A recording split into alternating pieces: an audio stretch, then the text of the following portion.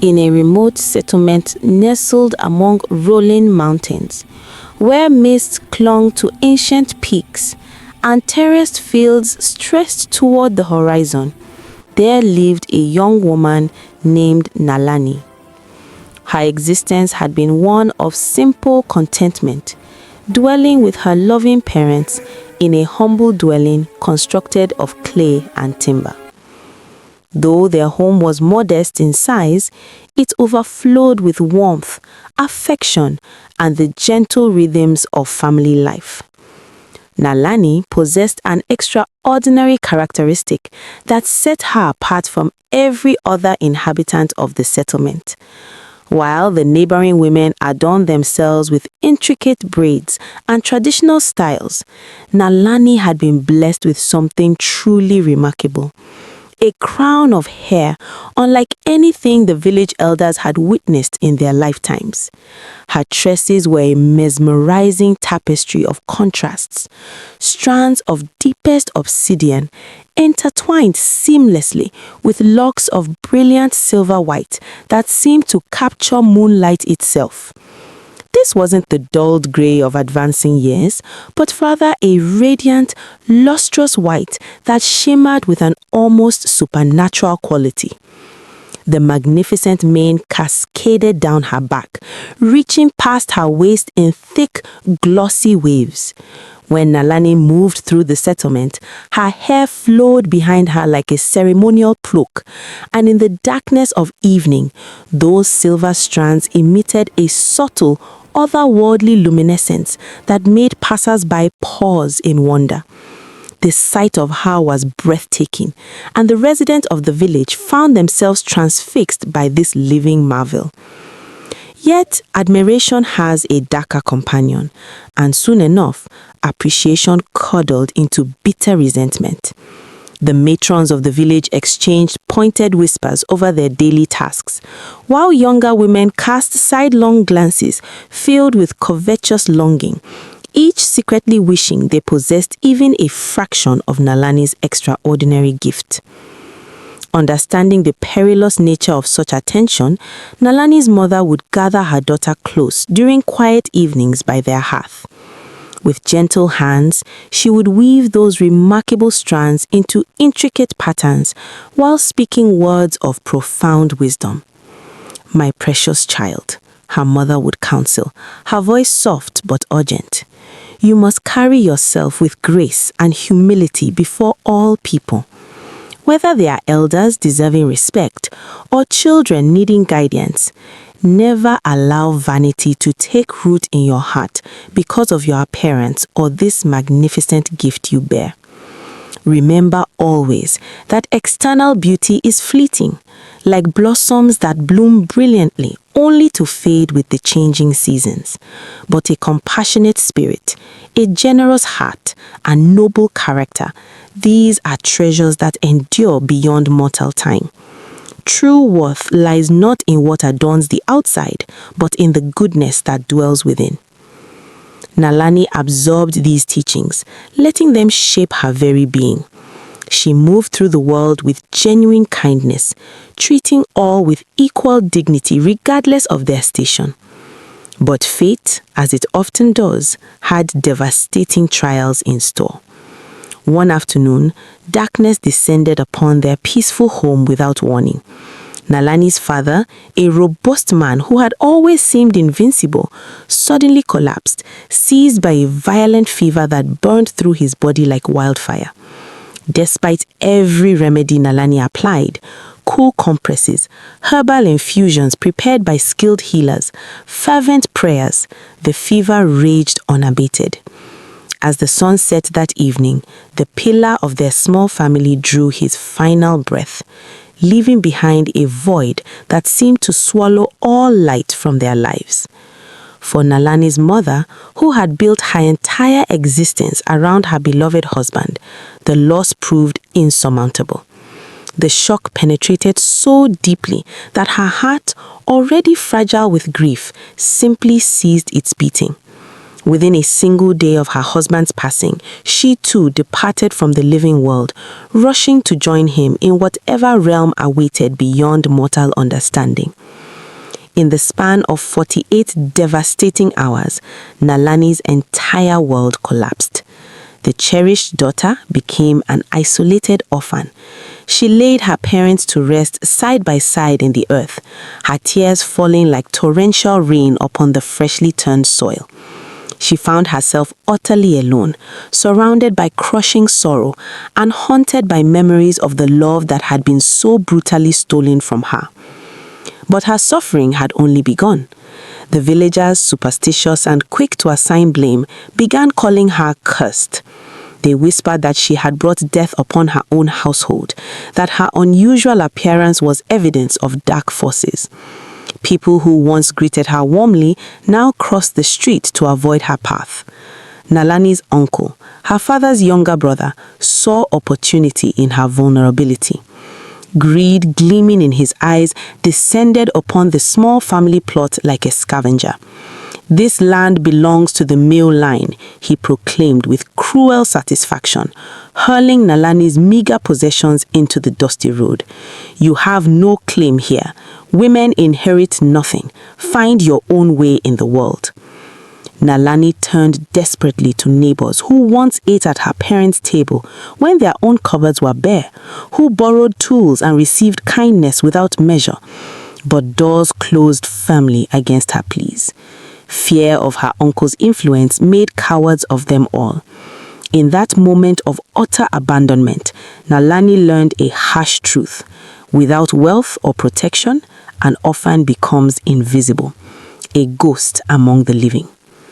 Left without alternatives or shelter, Nalani gathered her few remaining belongings and began the long, arduous journey to a neighboring settlement where her only surviving relative resided, her maternal aunt, a woman the surrounding villages knew as Lady Serena.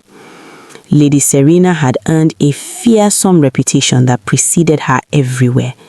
The local people spoke her name with barely concealed dread, for she possessed a tongue sharp enough to draw blood and a heart seemingly carved from the hardest stone.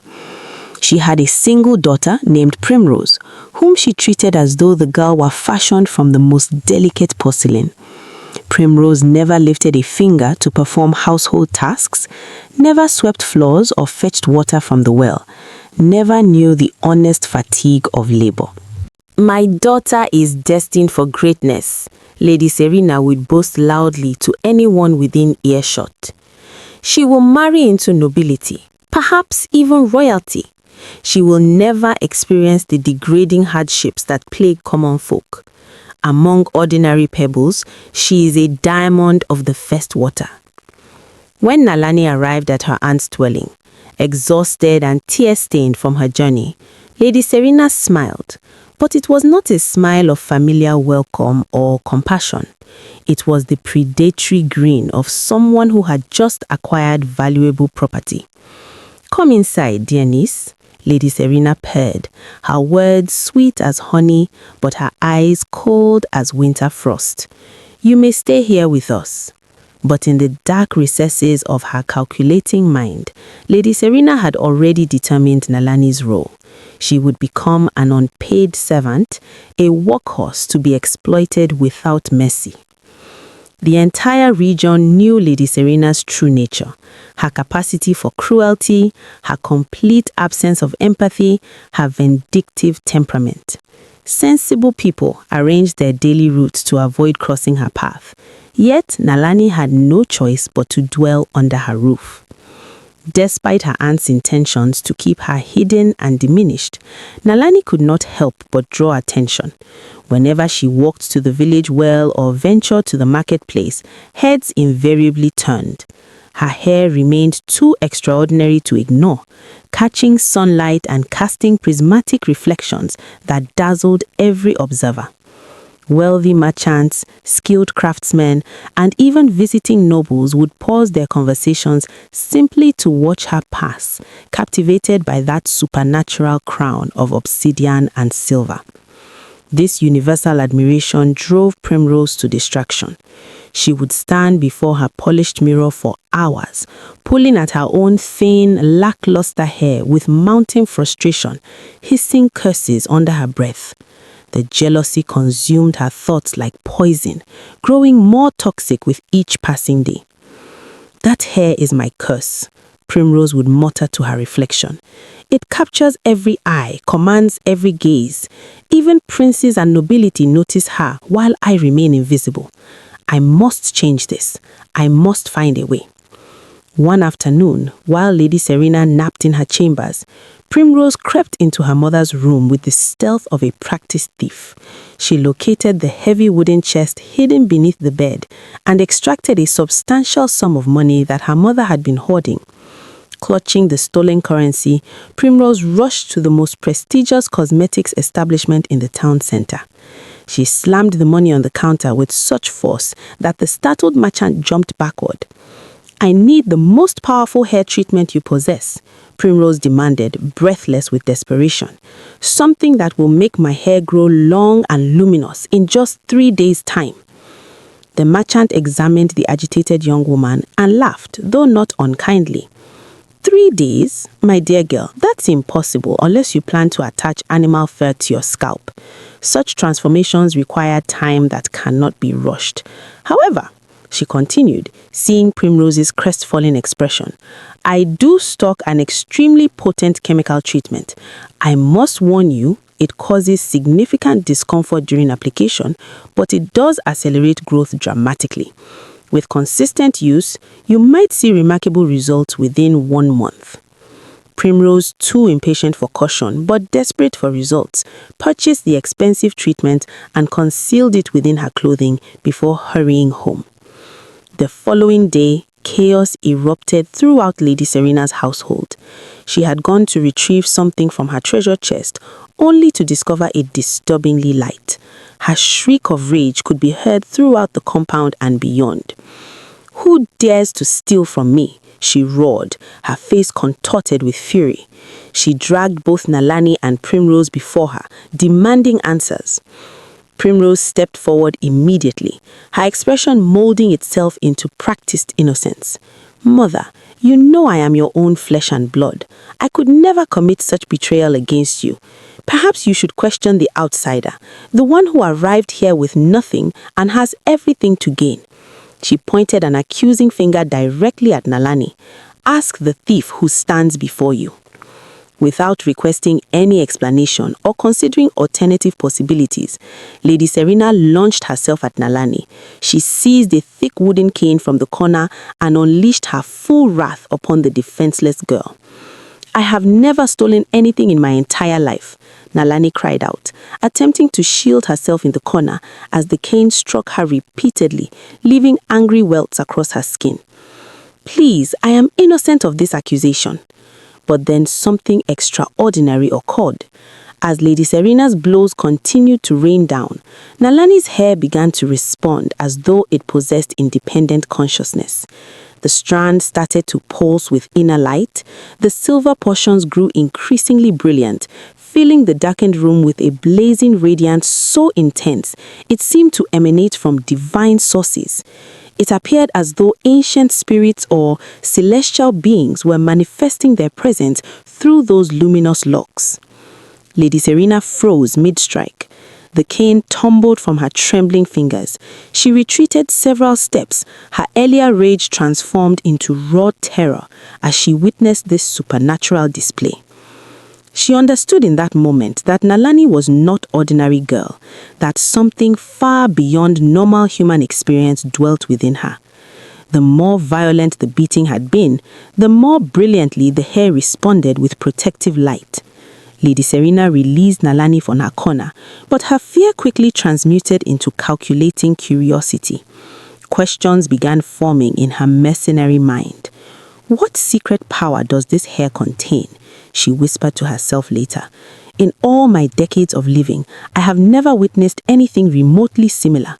I must discover the source of this extraordinary gift." The next morning, before dawn had properly broken across the mountains, Lady Serena made her way through the misty forests to visit the feared diviner known as Elder Caspar. His dwelling stood apart from civilization, surrounded by mysterious symbols and offerings left by desperate supplicants. "Elder," Lady Serena whispered, her voice uncharacteristically humble in the presence of such power. "My niece resides under my roof.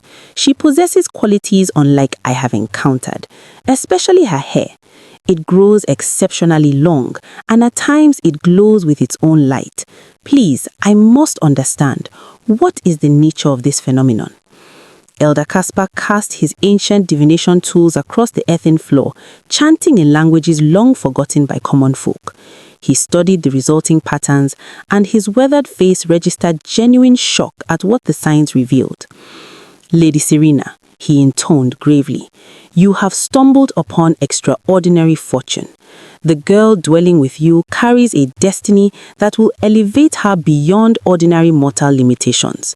Nalani's hair is not merely decorative, it is a conduit for solving problems that would confound ordinary wisdom.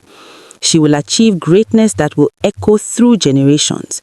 This is a divine gift bestowed upon her by forces beyond our comprehension." Rather than bringing joy, this prophecy ignited an inferno of jealousy in Lady Serena's heart. She returned home in a state of barely controlled rage. Watching Nalani in the courtyard peacefully combing those magnificent locks intensified her resentment 1,000-fold. "So, she will rise above my Primrose. She will achieve glory while my own daughter remains in her shadow. I will not permit this destiny to unfold. I will crush her spirit before it can blossom." From that day forward, Nalani's existence became an unending torment. Every morning, long before the sun considered rising, Lady Serena would burst into Nalani's tiny sleeping space and arouse her with vicious slaps. "Useless burden! Do you imagine you were brought here merely to consume my food? Get yourself to the river immediately and fetch water for this household." Nalani would stumble from her thin sleeping mat, eyes heavy with exhaustion, and make her way through darkness to the distant river. She balanced massive clay vessels atop that glorious hair, making countless trips back and forth. She scrubbed mountains of soiled dishes until her hand cracked and bled. She swept the expansive grounds until every corner was spotless. She prepared elaborate meals for the household, laboring over hot fires until sweat soaked through her garments. Meanwhile, Primrose reclined in comfort, applying her expensive chemical treatments with obsessive regularity, praying that her hair would somehow surpass Nalani's natural gift. She contributed nothing to household maintenance, existing in pampered idleness while Nalani toiled without rest. Lady Serena forced Nalani to hawk fruits through the village under the merciless sun, carrying heavy trays balanced upon her head.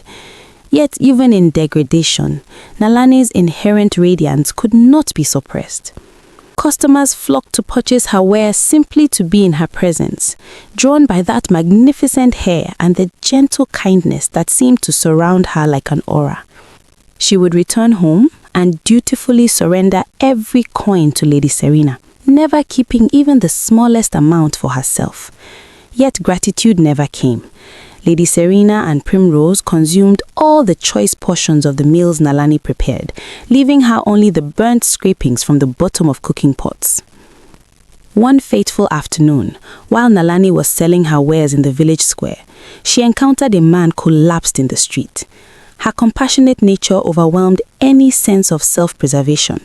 She rushed to his side, frantically trying to determine what had befallen him and how she might locate his family to render assistance. But a group of spiteful women who had long envied Nalani's beauty saw the opportunity for revenge. They began shrieking accusations. "The girl with the cast hair has murdered someone. Everyone, come witness her evil. She practices dark arts. She is a witch among us." A mob formed with terrifying speed. They descended upon Nalani without asking a single question, without seeking truth. They saw only a girl they resented, and they attacked with savage enthusiasm. They struck her face, kicked her body as she fell, and tore at her clothing. Nalani curled into a defensive position, crying out for mercy that never arrived. They beat her until she was covered in bruises and bleeding from multiple wounds. When Nalani finally dragged herself home, bloodied and filthy, Lady Serena stood waiting at the entrance. Though she knew in her heart that Nalani was incapable of such violence, her jealousy transformed into cruel opportunity. "You disgraceful creature, you bring shame upon this household," Lady Serena screamed, her voice shrill with false outrage. "You and that cursed hair have become nothing but problems. I will end this torment today. I will remove that hair from your head immediately." Primrose ran to fetch scissors, large rusty shears meant for cutting fabric. Together, mother and daughter held the struggling Nalani down. Despite Nalani's desperate pleas, despite her tears and begging, Mercy had abandoned that household entirely. "Please, Auntie, this is all I have left. Please spare me this one thing," Nalani sobbed. But Lady Serena was beyond hearing. The sound of the blades cutting through those magnificent strands was sickening, snip after snip, until every trace of that glorious obsidian and silver hair lay scattered across the floor like falling stars. Nalani's scalp was left bare and uneven, showing patches of skin where the scissors had cut too close. "Look at yourself now," Lady Serena sneered, kicking the piles of severed hair across the room. "You are nothing. Your power is broken." Nalani was utterly destroyed. She had lost not merely her hair, but her identity, her one remaining connection to the divine blessing she had carried. She wept for days without ceasing, but her hair remained stubbornly absent, refusing to grow back. The stigmatization intensified throughout the village. People called her a murderer, a witch, a curse upon the land. At the marketplace, merchants covered their produce when she approached, claiming, "Don't let the bald witch's gaze fall upon my vegetables. They'll surely spoil." At the river, other women fled when she appeared, insisting she contaminated the water with her presence. Children threw stones at her retreating back, their parents encouraging such cruelty.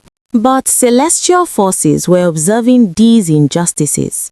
Approximately 1 month after Nalani's hair had been shorn away, catastrophe descended upon the entire region. The rivers that had flowed for countless generations suddenly ran dry, their beds cracking under relentless sun. Crops withered in the fields, turning to brittle husks that crumbled at the slightest touch. No rain fell from the cloudless sky, not even morning dew appeared on the grass. Famine and desperate thirst gripped the land in an iron fist. The regional monarch grew increasingly desperate to find solutions. He issued a proclamation. Anyone who could restore prosperity to the suffering land would receive half of his entire kingdom as reward. Every inhabitant began searching frantically for answers. Traditional healers contacted their deities, sacrificing valuable livestock in elaborate ceremonies. Religious leaders organized continuous prayer vigils, beseeching heaven for intervention. Yet nothing changed. The situation deteriorated further with each passing day. Young children fell gravely ill from malnutrition and dehydration. Some did not survive. Parents resorted to consuming lizards, insects, anything remotely edible, simply to continue breathing. Lady Serena and Primrose became skeletal shadows of their former selves, their once fine clothing hanging loose on emaciated frames. Meanwhile, Nalani, the one person capable of restoring balance, suffered in isolation. The deprivation drove her to her parents' graves, where she collapsed and wept without restraint for 3 consecutive days. "Please," she begged the spirit of her departed parents, "come and take me to wherever you now dwell. The suffering in this mortal realm has become more than I can endure. My hair is gone, my purpose destroyed. I would rather join you in death than continue this agonizing existence." She struck her bare scalp repeatedly in self-loathing, having lost all sense of her own worth. Suddenly, an ethereal presence materialized before her, a feminine figure whose form seemed composed of luminous mist and starlight. The being reached out and gently touched Nalani's scarred head. Instantly, miraculously, her hair began growing back with supernatural speed. Within moments, it cascaded down her back exactly as before, long, thick, beautiful, and glowing with that characteristic obsidian and silver radiance. Nalani gasped in astonishment, torn between dancing with joy and weeping with relief. "Who are you?" she whispered in awe. "You have restored what I thought was lost forever. You have returned my hope, renewed my spirit. Please, tell me my name." The celestial being did not identify herself, but instead delivered crucial instructions. "Nalani, you are the salvation your world desperately needs. Go now to your village and cut a single strand from your hair and place it in the driest riverbed. After 1 day has passed, that river will flow again with abundant pure water. Then take exactly 100 strands and bury them at the central crossroads of your settlement. After another day, the land will produce food in overwhelming abundance." Before Nalani could ask further questions, the being dissolved into the evening air like morning mist under the sun. Nalani was frightened by the magnitude of what had been asked of her, but she thanked her parent spirit for revealing this secret. She ran back toward the village with renewed purpose. The villagers were astonished to see Nalani's hair had returned, more magnificent than ever. They whispered among themselves, suspicion mixing with wonder. How has she regrown her hair so impossibly fast? This confirms she must practice dark magic. But Nalani paid no attention to their fearful mutterings. She went directly to the monarch's palace, requesting an immediate audience. "Your Majesty," I announced boldly, "I possess the solution to the catastrophe afflicting our land." The monarch stared at this bald girl, for he had not yet noticed her restored hair in the dim throne room, and scoffed. "Do you mock me, child? Do you think we treat this devastation as some sort of jest? Remove yourself from my sight before I have you thrown to the lions." But Nalani persisted, refusing to retreat. "I speak truth, Your Majesty. I genuinely possess the means to save our people. I only request your permission to demonstrate." Something in her earnest determination made the monarch reconsider. "Very well," he said slowly. "Explain your method." "I will not reveal my secret until the work is completed, but I swear to you, if you grant me 1 day, you will witness miracles." The next morning, every inhabitant of the region gathered at the palace grounds, their voices raised in skeptical murmuring. The monarch announced that Nalani would provide the solution to their suffering. Many looked at her with open contempt and disbelief. Lady Serena and Primrose stood among the crowd, whispering mockingly, "She has always been useless. This will be merely another waste of precious time." The monarch ordered Nalani to proceed. 3 royal guards escorted her to the largest river in the territory, now nothing but a dusty scar across the landscape.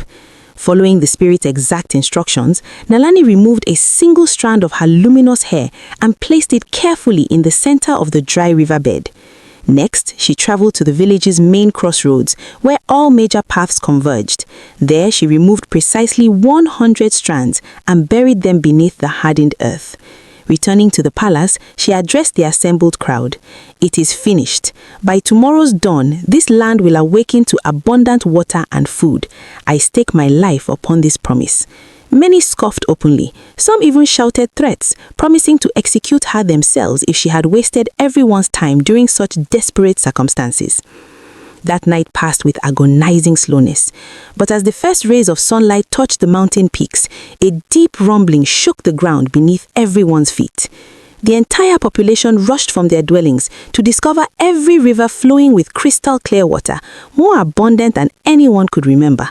The withered crops in the fields had transformed overnight into vibrant, healthy plants heavy with produce. Children who had been weakened by illness stood up strong and healthy. Even the livestock that had been dying recovered their vitality. The village erupted in jubilate celebration.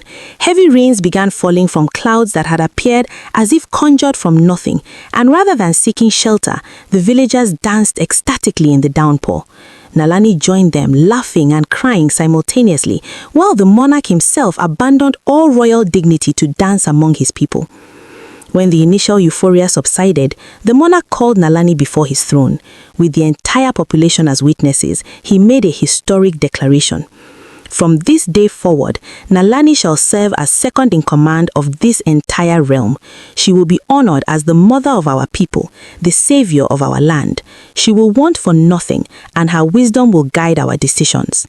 The kingdom celebrated Nalani with festivals that continued for days.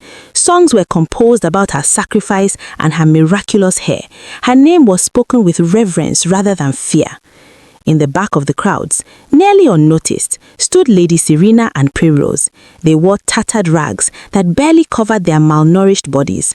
Their faces burned with shame as they watched the girl they tormented, abused, and tried to destroy become the most powerful and wealthy woman in the entire territory. Nalani's transformation was complete. She had proven beyond any doubt that no amount of cruelty, no depth of hardship could extinguish a genuinely good heart. Kindness, humility, and compassion had triumphed over jealousy, greed, and malice. The girl who had lost everything, parents, home, dignity, and even her miraculous hair, had been restored 100-fold, not through revenge or bitterness, but through selfless service to the very people who had persecuted her. Her story became legend, passed down through generations as a testament to the enduring power of goodness, the inevitability of justice, and the mysterious ways that divine forces work through the most unlikely instruments to bring salvation to those who suffer. And Nalani ruled with wisdom and compassion for many years, never forgetting the lessons her mother had taught her by the fireside so long ago. That true beauty lies not in external appearance, but in the nobility of one's character, and that such inner radiance can never be diminished by the cruelty of others. It can only grow stronger, brighter, and more powerful until it illuminates the darkness and bring hope to all who witness its light.